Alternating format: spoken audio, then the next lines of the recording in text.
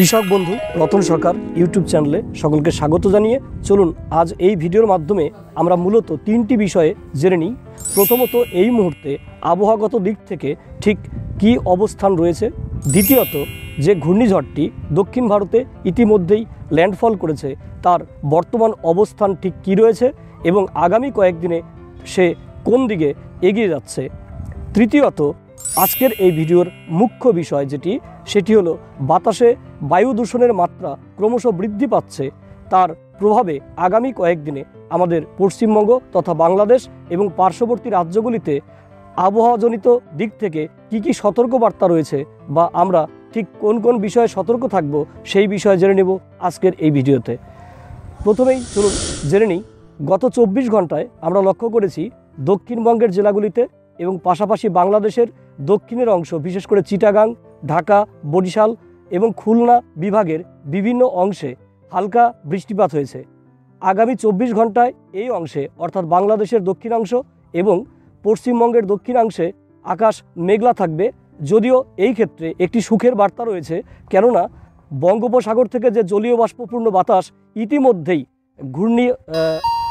নিম্নচাপের প্রভাবে বা ঘূর্ণবাতের প্রভাবে অ্যান্টি ক্লক ওয়াইজ আমাদের স্থলভূমিতে প্রবেশ করেছিল, ঠিক তার বিপরীত পার্শ্বে অর্থাৎ ভারতের একেবারে উত্তর পশ্চিম অংশে ইতিমধ্যে একটি প্রতীপ ঘূর্ণবাত ক্রিয়াশীল রয়েছে, যেটি কিনা আবার ক্লক ওয়াইজ চলছে।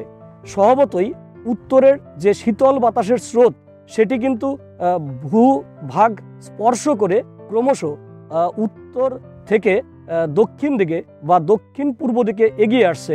আর সমুদ্র থেকে যে জলীয় বাষ্পপূর্ণ উষ্ণ বাতাস আমাদের ভূভাগে প্রবেশ করেছিল সেটি কিন্তু ধীরে ধীরে ট্রপোস্ফিয়ারের উপরের অংশে অর্থাৎ এই শীতল বাতাসের যে স্রোত তার উপরের অংশ দিয়ে বয়ে চলছে, যার ফলে যে মেঘাচ্ছন্নতা আকাশে ইতিমধ্যে আমাদের দক্ষিণের অংশগুলিতে বিশেষ করে দক্ষিণবঙ্গের জেলাগুলি, উড়িষ্যার দক্ষিণাংশ এবং বাংলাদেশের উপকূলীয় ভূভাগে লক্ষ্য করা যাচ্ছে, তার উচ্চতা কিন্তু যথেষ্ট।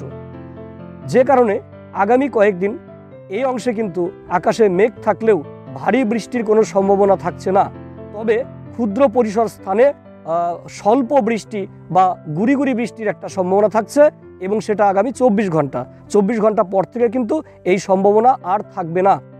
চলুন এবার আমরা জেনে নেব, আমাদের দক্ষিণ ভারতে ইতিমধ্যেই গত 24 ঘন্টা আগেই কিন্তু পদুচেরির আশেপাশে ল্যান্ডফল করেছে নিম্নচাপটি বা ঘূর্ণিঝড়টি, এবং ল্যান্ডফল করার ফলে ধীরে ধীরে কিন্তু এর শক্তি কমে যাচ্ছে। কেননা যেহেতু উত্তর ভারতে ইতিমধ্যেই জানলাম যে ওই শীতল বাতাসের একটি স্রোত সেটি কিন্তু ক্রমশ এই ঘূর্ণবাতের দিকে বা এই নিম্নচাপের কেন্দ্রস্থলের দিকে এগিয়ে আসার দরুন বাতাসে শুষ্কতা ক্রমশ বৃদ্ধি পাচ্ছে। ফলে মেঘাচ্ছন্নতা বা জলীয় বাষ্পের পরিমাণ কম থাকার জন্য আগামী কয়েকদিনের মধ্যেই কিন্তু দক্ষিণ ভারতের রাজ্যগুলিতেও বৃষ্টিপাতের পরিমাণ অনেকটাই কমে যাবে। যদিও আগামী দুদিন এখনও তামিলনাড়ু, অন্ধ্রপ্রদেশের এক অংশ, কেরালা, কর্ণাটক, মহারাষ্ট্রের একটা অংশ প্রভৃতি স্থানে কিন্তু হালকা থেকে মাঝারি বৃষ্টিপাত চলবে এবং আগামী 24 ঘন্টার পরে এই নিম্নচাপটি ক্রমশ কিন্তু পশ্চিম দিকে আরব সাগরের দিকে এগিয়ে যেতে থাকবে এবং সেই ক্ষেত্রে সমুদ্রে অবস্থান করার পরে আবার নতুন করে শক্তি সঞ্চয় করবে এবং জলীয় বাষ্প আধিক্য তখন বাড়তে থাকবে এবং ক্রমশ আরব সাগরের উপকূলবর্তী অঞ্চলগুলিতে আবার নতুন করে বৃষ্টিপাত হবার একটা সম্ভাবনা তৈরি হতে পারে। যাই হোক, যারা আমাদের এই চ্যানেলে নিয়মিত ভিডিও দেখে থাকেন তারা ইতিমধ্যেই জেনেছেন যে আগামী 10 থেকে 15 তারিখের মধ্যে অর্থাৎ ডিসেম্বরের মাঝামাঝি সময়ে কিন্তু উত্তরবঙ্গ, মধ্যবঙ্গ প্রভৃতি অংশে কিন্তু শীতল বাতাসের স্রোত বা শীতের যে আধিক্য সেটি বাড়তে চলেছে। আর যারা নতুন দেখছেন এই ভিডিওটি তাদের কাছে অনুরোধ রইল অবশ্যই আপনারা এই চ্যানেলটিকে লাইক করবেন এবং সাথে সাথে এই ভিডিওটি যদি ভালো লাগে তাহলে অবশ্যই ভিডিওটিকে লাইক দিয়ে সঙ্গে থাকবেন। আর আপনি কোথা থেকে দেখছেন তা অবশ্যই কমেন্ট বক্সে লিখে জানাবেন।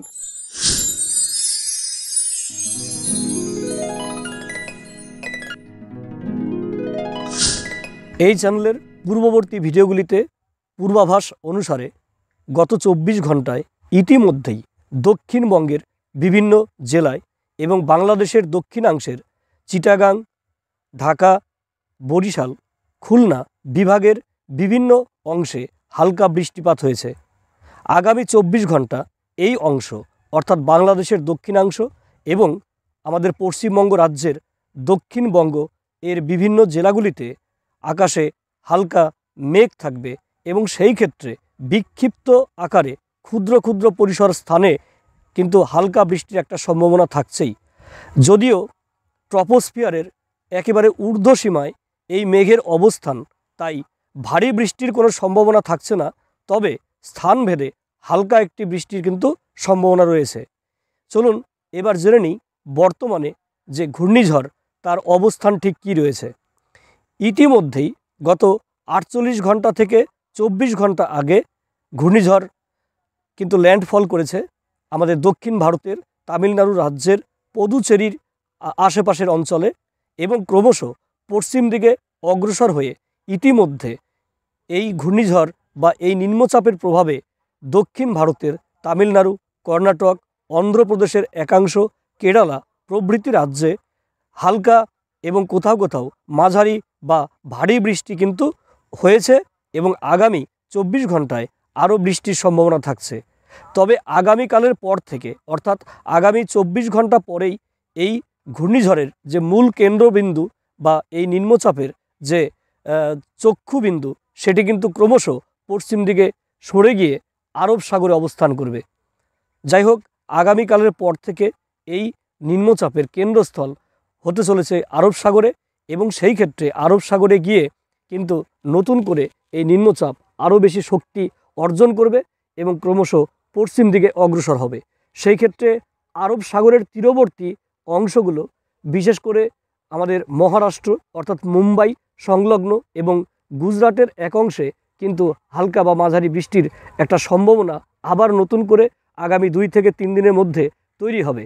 তবে ক্রমশ যেহেতু এটি পশ্চিম দিকে এগিয়ে যাচ্ছে, তাই এর মূল প্রভাব কিন্তু আমাদের ভারতবর্ষের দিকে আর তেমন মারাত্মক হবে না, ধীরে ধীরে ক্রমশ কমবে। একদিকে নিম্নচাপটি যেমন পশ্চিম দিকে সরে যাচ্ছে, পাশাপাশি পশ্চিমী ঝঞ্ঝাট কিন্তু আমাদের উত্তর পশ্চিম ভারত হয়ে পূর্ব দিকে অগ্রসর হওয়ার একটা প্রবণতা তৈরি হচ্ছে, যার ফলে আগামী 4-5 দিনের মধ্যে উত্তর পশ্চিম দিক থেকে ক্রমশ শীতল হাওয়া বা ওই পশ্চিমী ঝঞ্ঝাট বলে যে কথা, সেই রকমই ঝোড়ো হাওয়া ঘন্টায় 25 থেকে 35 কিলোমিটার বেগে উত্তর পশ্চিম ভারতের সমতল ভূমির উপর দিয়ে ক্রমশ পূর্ব দিকে কিন্তু এগিয়ে আসার একটা সম্ভাবনা তৈরি হচ্ছে। তবে সেই ক্ষেত্রে পরিবেশবিদদের একটি নতুন ভাবনার উদয় হয়েছে, সেটা হলো আমরা ইতিমধ্যে জানি উত্তর ভারতের বিশেষ করে দিল্লি এবং পার্শ্ববর্তী রাজ্যগুলিতে ইতিমধ্যেই বাতাসে দূষণের মাত্রা অত্যধিক পরিমাণে রয়েছে, যার প্রভাবে সেই সমস্ত এলাকায় ইতিমধ্যেই শ্বাসকষ্টজনিত এবং অ্যালার্জি বা সর্দিজনিত বিভিন্ন রোগের কিন্তু প্রাদুর্ভাব হয়েছে। পাশাপাশি আগামী 4-5 দিনের মধ্যে যেহেতু উত্তর পশ্চিম দিক থেকে ধীরে ধীরে এই শীতল হাওয়ার স্রোত আমাদের পূর্ব ভারতের দিকে অগ্রসর হবে, তাই গাঙ্গেয় সমভূমি হয়ে ধীরে ধীরে বিহার, ঝাড়খণ্ড হয়ে পশ্চিমবঙ্গ এবং বাংলাদেশের মধ্য দিয়ে এটি কিন্তু এগিয়ে আসবে, যার ফলে আগামী কয়েকদিনের মধ্যে আমাদের উত্তর পূর্ব ভারতের পাশাপাশি আমাদের পশ্চিমবঙ্গের বিশেষ করে মধ্যবঙ্গ এবং উত্তরবঙ্গে এবং বাংলাদেশের দিনাজপুর, রংপুর এবং মধ্যভাগের এলাকাবাসীর কাছে কিন্তু এটি একটি অভিশাপ স্বরূপ হতে চলেছে। কেননা এই দূষণের মাত্রা বায়ুতে যে AQI যে মাত্রা সেটি কিন্তু ক্রমশ বৃদ্ধি পাবে। আজকের পর থেকেই প্রত্যেক দিন যদি নজর করা যায় তাহলে দেখা যাবে একটু একটু করে কিন্তু এই AQI এর মাত্রা এটি কিন্তু ধীরে ধীরে ঊর্ধ্বগামী হবে এবং আগামী 15ই ডিসেম্বর অর্থাৎ ডিসেম্বরের মাঝামাঝি সময়ে কিন্তু আমাদের উত্তরবঙ্গ, মধ্যবঙ্গ এবং বাংলাদেশের একাংশে এই AQI এর মাত্রা কিন্তু 400 ছুঁয়ে যাবে। সেই ক্ষেত্রে নতুন করে শ্বাসকষ্ট, সর্দিজনিত যে সমস্ত ব্যাধি বা অ্যালার্জি ঘটিত যে সমস্ত ব্যাধি সেটি কিন্তু আরও বেশি করে মানুষের মধ্যে ছড়িয়ে পড়ার একটা সম্ভাবনা রয়েছে। তো সেই ক্ষেত্রে এই ভিডিওর মাধ্যমে আমি সকলকে একটি বার্তা দিতে চাই যে আপনারা আগে থেকেই সজাগ থাকুন, অ্যালার্ট থাকুন, প্রয়োজনে ডাক্তারের সাথে পরামর্শ নিন এবং অগ্রিম ব্যবস্থা রাখুন। এবং সেই ক্ষেত্রে প্রয়োজনে আপনারা বাইরে বেরোলে অবশ্যই মাস্ক আবার ব্যবহার করতে পারেন সেই করোনাকালীন সময়ের মতো। কেননা বাতাসে দূষণের মাত্রা যে হারে বৃদ্ধি পাবে আগামী কয়েকদিনের মধ্যে, সেই ক্ষেত্রে কিন্তু খোলামেলা যে হাওয়া যেটা আমরা নিতে অভ্যস্ত সেটি কিন্তু আমাদের শরীরের পক্ষে যথেষ্ট উপকারী থাকবে না। যদিও এই ক্ষেত্রে দক্ষিণবঙ্গ এবং বাংলাদেশের দক্ষিণাংশের জেলাগুলো, পাশাপাশি ত্রিপুরা রাজ্য এবং মায়ানমারের দিকে কিন্তু এই দূষণজনিত যে বায়ু প্রবাহ তার মাত্রা অনেকটাই কম থাকবে।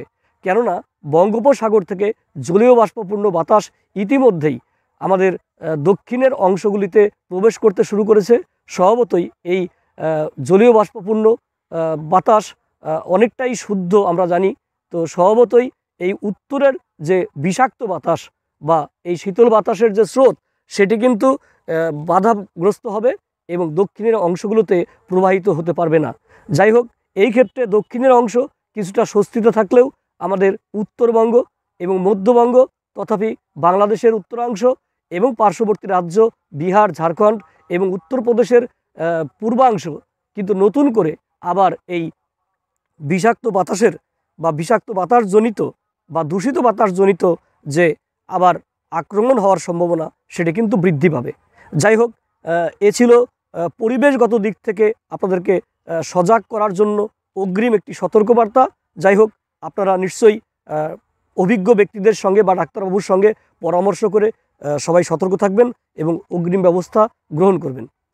পাশাপাশি এবার চলুন দেখে নিই দক্ষিণ ভারতে বর্তমানে যে নিম্নচাপ তথা মৃদু ঘূর্ণিঝড় অবস্থান করছিল গত 24 ঘন্টায়, সেটি কিন্তু ক্রমশ আগামী 24 ঘন্টার মধ্যেই ল্যান্ডফল করার পর থেকে 48 ঘন্টা পর অর্থাৎ আগামীকালের পর থেকে কিন্তু ক্রমশ পশ্চিম দিকে সরে যাবে এবং মূল ভূভাগ পার হয়ে এটি আরব সাগরের দিকে অগ্রসর হবে। সেই ক্ষেত্রে আগামী 2 থেকে 3 দিন আরও দক্ষিণ ভারতের বিভিন্ন রাজ্যগুলিতে আকাশ মেঘাচ্ছন্ন থাকার সম্ভাবনা রয়েছে এবং কিছু কিছু স্থানে কিন্তু হালকা থেকে মাঝারি বা কোথাও কোথাও ভারী বৃষ্টিরও সম্ভাবনা রয়েছে। আর যেহেতু এই নিম্নচাপজনিত কারণে এই নিম্নচাপেরই একটা উইংস বা একটা অংশ বিক্ষিপ্ত হয়ে আমাদের বঙ্গোপসাগরের উত্তরাংশে অর্থাৎ বাংলাদেশ, পশ্চিমবঙ্গ, উড়িষ্যা এবং অন্ধ্রপ্রদেশের উপরে অবস্থান করেছিল। যদিও এই মেঘ বা জলীয় বাষ্পপূর্ণ যে বায়ুস্রোত সেটি কিন্তু টপোস্ফিয়ারের অনেকটাই উপরে ছিল, তাই ভারী বৃষ্টির কোনো সম্ভাবনা কোথাও তৈরি হয়নি। তবে ক্ষুদ্র ক্ষুদ্র পরিসরে কিন্তু হালকা বৃষ্টিপাত ইতিমধ্যে হয়েছে এবং আগামী 24 ঘন্টায় কিন্তু এখনও পর্যন্ত বাংলাদেশের দক্ষিণাংশে এবং দক্ষিণবঙ্গের দক্ষিণের জেলাগুলিতে কিন্তু বিক্ষিপ্ত আকারে বৃষ্টির একটা সম্ভাবনা থেকেই যাচ্ছে। এবং পশ্চিমের রাজ্যগুলি বিশেষ করে উড়িষ্যা, ঝাড়খণ্ড এবং অন্ধ্রপ্রদেশে কিন্তু আগামী 2 দিন আরও এরকম মেঘাচ্ছন্ন পরিবেশ থাকতে চলেছে।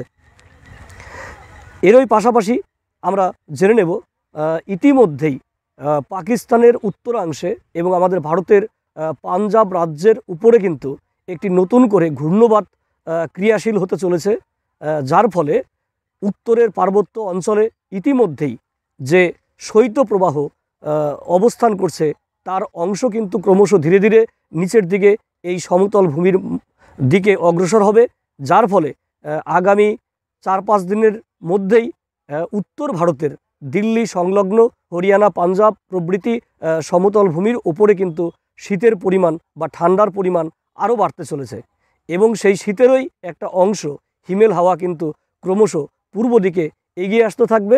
তাই স্বভাবতই এই ডিসেম্বর মাসের মাঝামাঝি সময় নাগাদ কিন্তু আমাদের উত্তরবঙ্গ হয়ে বাংলাদেশ হয়ে ক্রমশ আসামের দিকে এই শৈত্যপ্রবাহ বা শীত প্রবাহ কিন্তু এগিয়ে আসবে। আমি পূর্ববর্তী ভিডিওতেই গত 15 দিন আগেই জানিয়েছিলাম যে ডিসেম্বরের প্রথম সপ্তাহের পর থেকে কিন্তু শীত জাঁকিয়ে বসতে শুরু করবে। যাই হোক, আবারও সেই কথাতেই অনড় থাকছি। এই ডিসেম্বর মাসের দ্বিতীয় সপ্তাহের শুরুর দিকেই কিন্তু আমাদের শৈত্যপ্রবাহের মাত্রা ক্রমশ বাড়বে। তবে পাশাপাশি আবারও সচেতন করছি আপনাদেরকে, একদিকে যেমন শীত বাড়ছে অর্থাৎ উত্তর পশ্চিম দিক থেকে যে হিমেল হাওয়া ছুটে আসবে, তার সাথে সাথে কিন্তু ইতিমধ্যেই দিল্লি এবং তৎসংলগ্ন রাজ্যগুলিতে যে বায়ু দূষণ ঘটিত অস্বস্তিকর পরিবেশ সৃষ্টি হয়েছে, তারই কিন্তু একটা অংশ এই বাতাসের সঙ্গে ছড়িয়ে পড়বে এবং যা কিনা আগামী 4-5 দিনের মধ্যেই কিন্তু বিহার হয়ে পশ্চিমবঙ্গ হয়ে ক্রমশ পূর্ব দক্ষিণ দিকে অগ্রসর হবে। পরিশেষে সকলকে আবারও সতর্ক করছি যে আপনারা সতর্ক থাকুন, সাবধান থাকুন এবং দূষিত বাতাস থেকে নিজেকে রক্ষা করুন। আর পাশাপাশি পরবর্তী ভিডিও দেখার জন্য সকলকে অনুরোধ রইল। আর অবশ্যই এই চ্যানেলের ভিডিওগুলি যদি আপনার মনে হয় কার্যকরী বা আপনার কাজে আসে, তাহলে অবশ্যই চ্যানেলটিকে সাবস্ক্রাইব করবেন এবং শেয়ার করে আরও বেশি করে কৃষক বন্ধু তথা সাধারণ মানুষকে জানার সুযোগ করে দেবেন। যাই হোক, ধন্যবাদ সকলকে। আবারও সকলকে ভালো থাকার অনুরোধ জানিয়ে আজকের মতো এই ভিডিওটি এখানেই সমাপ্ত করছি। আবারও ধন্যবাদ।